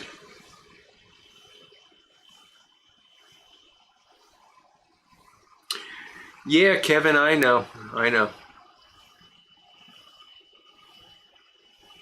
Sagamore Double Oaked Rye Whiskey. That sounds good, Pipes, etc. Chambersburg. There you go. Thanks, Tunnel Take. I think that's right. Yeah, Pittsburgh has me all confused because there's a Mechanicsburg out near Pittsburgh, and for some reason I always think Boswell is in Mechanicsburg. Basil Hayden toast. You got it planned. That'd be great, Greg. That would be really great. How long of a drive is that for you? Oh, Philly Piper's going. Great. That's a long drive, but yeah, it's going to be about 2.5 hours for us.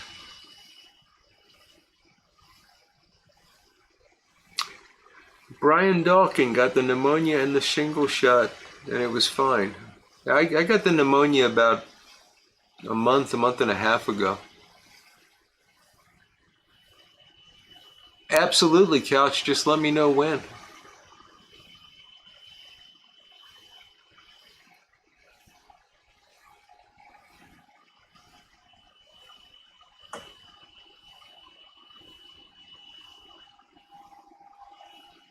Doug, are you calling Pennsylvania a small eastern state?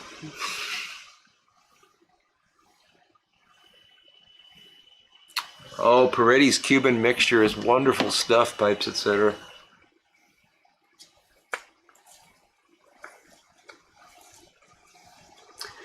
That's interesting, Sailor.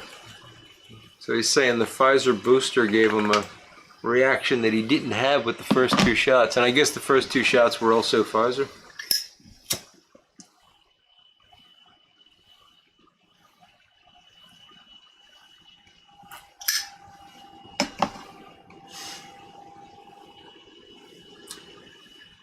Big Dave, I've got no business answering that question.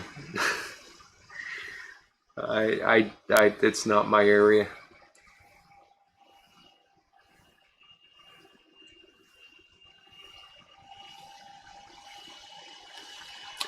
Yeah, it's funny, Tim. I've always been told that the tetanus shot hurts so much, and like I said, it's been 20 years since I had one, at least. So I don't even remember it. So I was expecting the tetanus shot to hurt, and really that was similar to the pneumonia shot that I got a while back. It really didn't bother me that much, but man, that shingle shot really hurt.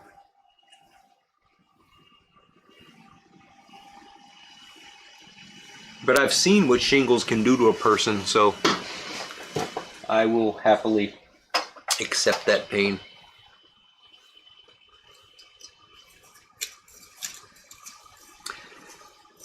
Tom, if you do that drive, you got to video it the whole way. We want to see that.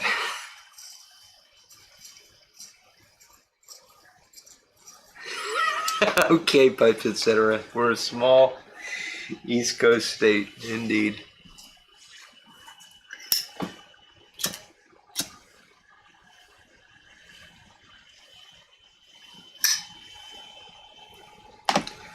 Yeah, now Rhode Island, yeah, that's kind of small.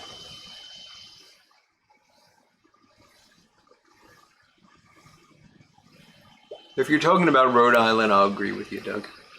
Darn, I'm out of Black Frigate.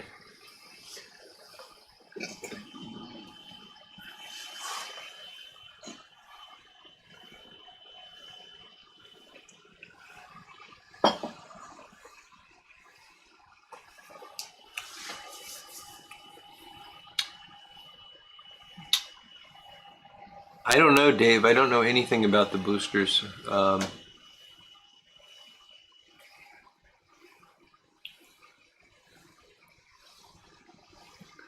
Tom, that's because you're a real man, not like not like us wimps that complain about these shots. Really, you had nothing from it? Because this thing really hurt. Brian Dawkins had pain for about a day. Yeah, I know, pipes, etc. I know you're in Texas, and Texas is huge. And there's a lot of... I envy you guys down in Texas. I really do. 10 Russians. Yeah, it's wonderful stuff, Zippo. It's only small if you're looking at the map on your phone. I am going to load up one more bowl of Haunted Bookshop, but I won't keep you guys. I just don't feel comfortable talking to y'all without a pipe in my hand. So the Moderna booster was only a half dose. Okay. Well, the Moderna and Pfizer are very similar.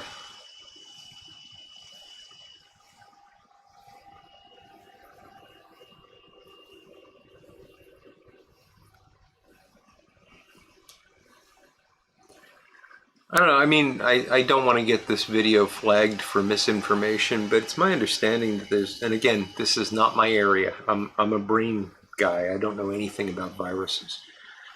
But it's my understanding that there's just not a heck of a lot of evidence that the booster shot does anything. It's more of a feel-good thing that the government started pushing before the FDA even got around to saying anything about it, and quite a few people resigned from the FDA over it.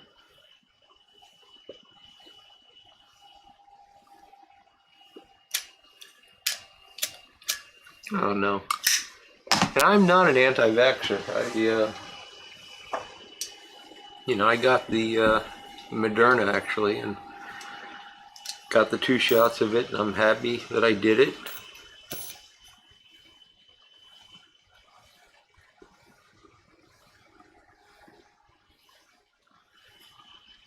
This is, I don't know if I showed you this before, but I've got, it's kind of silly, I've got this goofy clipper lighter. These things are wonderful, but they get to a point where they just won't light. And it's weird because they spark. I don't know if you can see the spark there, but they spark. And you can hear the gas coming out. I've got this atomic lighter that my dad bought for me years ago. It's this little, spark gap sort of thing. And if I run that and I press the thing down, I can light it. I figured this out one day when I was in a work meeting here, and realized I hadn't brought my Zippo down and I wanted to light a pipe. It since has become sort of my backup lighter, which is ridiculous, but it works. VA keeps you stuck like a dartboard, Gary?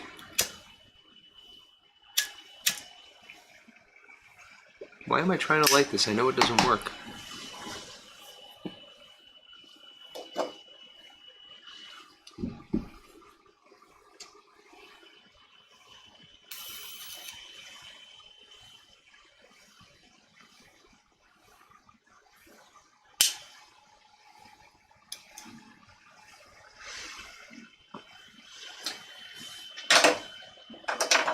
Yeah, Doug, money definitely has come into play here. You know, it was bad enough when it was politics. Now it's money in politics.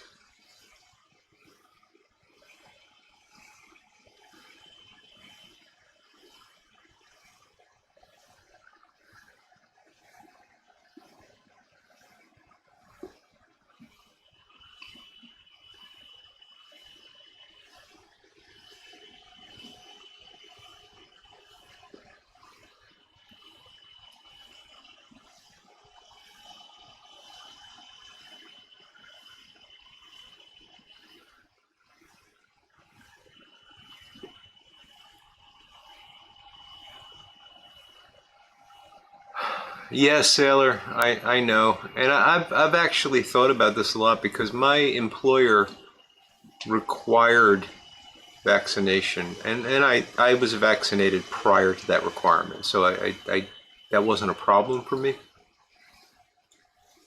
But I've thought a lot about what if they require the booster? What am I going to do? And the truth is, I don't have a strong enough conviction to say no and lose my job. I don't understand the value of it, but at the same time, I don't think there's great harm in it. You know, I do think that we've done massive safety testing now. You know, millions and millions of people have gotten this.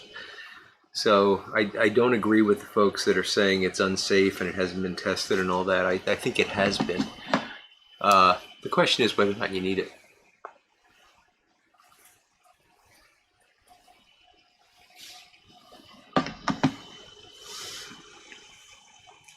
Yeah, Doug, I think it's either the direction of the spark or it's the timing of the spark versus the butane, and I can't figure out how to fix either of those things. So,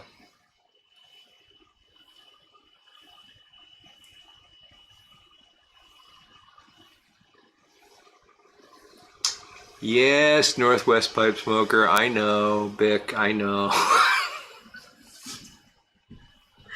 I have one in my car.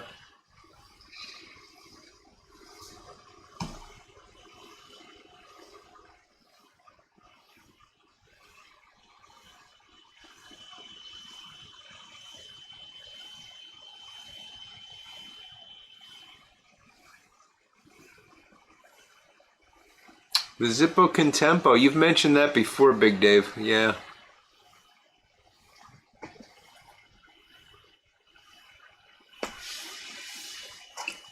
Amen, Doug Owen. That is a deadly combination indeed.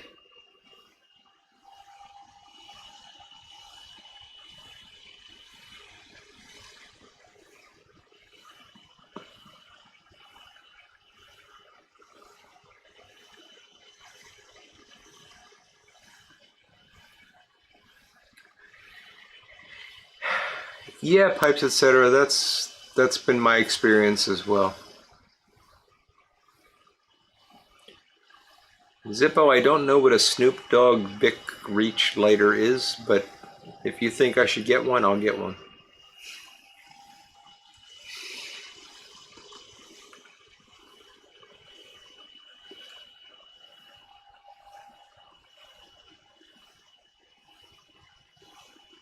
And you know the problem is I'm gonna end soon. I know we're coming up on 2 hours here. We might as well go to 10 o'clock.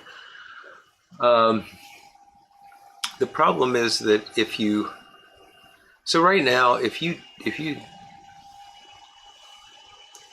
die God forbid, but you die within some period of time after getting the vaccine, and you're a person of public interest, nobody would care if it was me.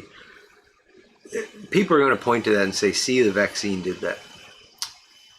Likewise, if you get COVID and you die within a period of time, people are going to point to it and say, see, the virus did that. And it's very complicated because there's, the body's not a single system, it's multiple systems that all interact. And causality is not easy to determine. So I think both sides are stretching the truth, and that's a shame because there is truth in there somewhere, and that truth is probably saving some lives, and it's getting obscured by the push and pull of the extremes. It's life.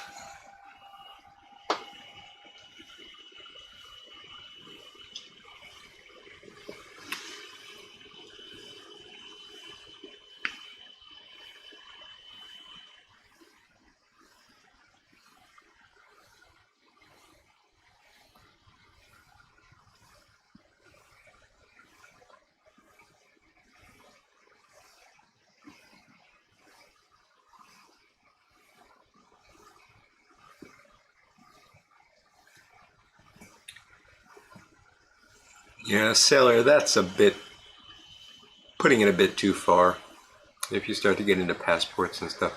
Wisconsin Woodsman, good evening, sir.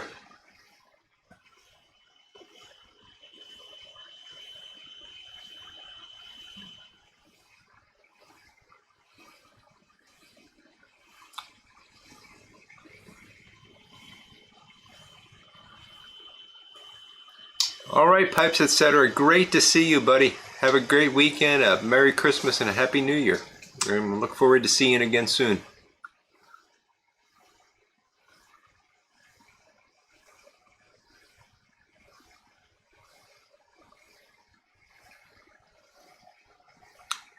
Yep, Sailor, it is the same as tobacco. You're right. No matter what you die from, it's going to be tobacco.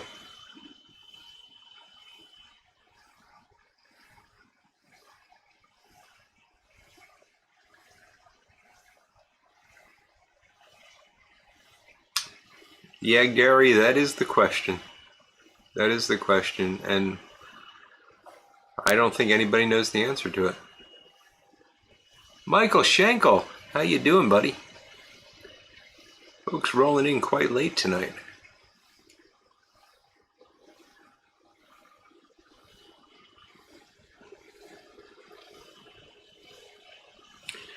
Well, Brian, that might be true of y'all. I personally don't plan on dying. I'm betting on immortality.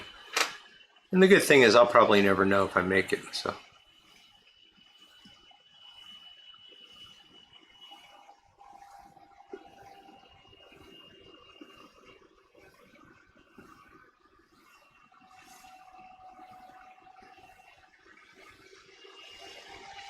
Thank you, Kevin. Merry Christmas to you, sir, and you're in our prayers as well.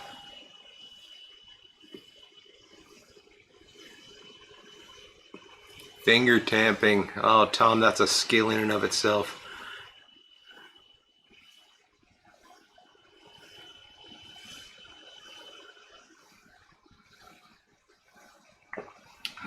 I'm actually down to one swallow left, so we're gonna end this at 10.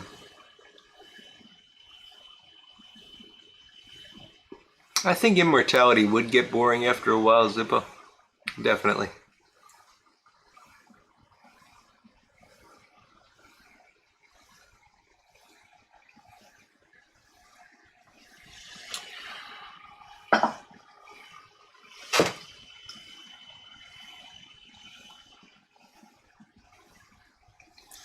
So, folks, Pipes and Bees, how you doing, buddy?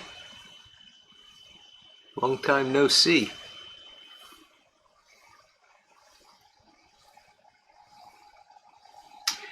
So as we're winding down, folks, won't be here for the next 2 weeks, Christmas Eve and New Year's Eve. Be back the first Friday in January. Yeah, first Friday in January. There we go. So I look forward to seeing you back then. I want to remind you to please keep everybody in the community in your prayers. Corvette Jim, you know, he's going through a rough time with the loss of his wife. Ron Hardcrackers tonight told us that his wife's in the ER. Not sure what's going on there, but you know, keep them in your prayers. And I'll keep you in mine. I appreciate it if you keep me in yours. Patrick Grant is pointing out the Nashville Mafia will be premiering the Nashville Mafia movie on Wednesday as well. So that should be a good time. So it's Wednesday. I think it's 7:30 Central Time, but check out their channel. You'll find it. Should be a good time. I'm going to try to make it myself. And I think, and the Boswell meetup on December 30th. If you guys can make it, it's, from what I understand, Brian's saying just show up when they open and we'll stay until they close. So that sounds like fun to me. I'm going to talk to Armchair Piper tomorrow, and hopefully he'll join me, and we'll drive out there, and maybe Philly Piper as well. Greg Tunnel's going to be going. Brian Doran's going to be there. Sorry, I forgot who else said they were going, but yeah, there's going to be a lot of YouTube guys there. So please, if you're in the area, plan to show up at Boswell's on December 30th. It should be a good time. So once again, I want to thank you all for your support this year, for the great times we've had, the chats, the laughs. We've had quite a few laughs, and I'm grateful for that. There's days when I really need it, and you guys always provide that for me. So with that, folks, I am going to finally finish the massive Christmas cup of cheer here.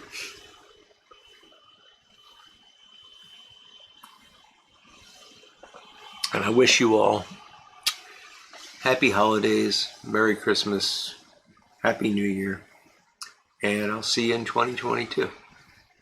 Take care, everyone.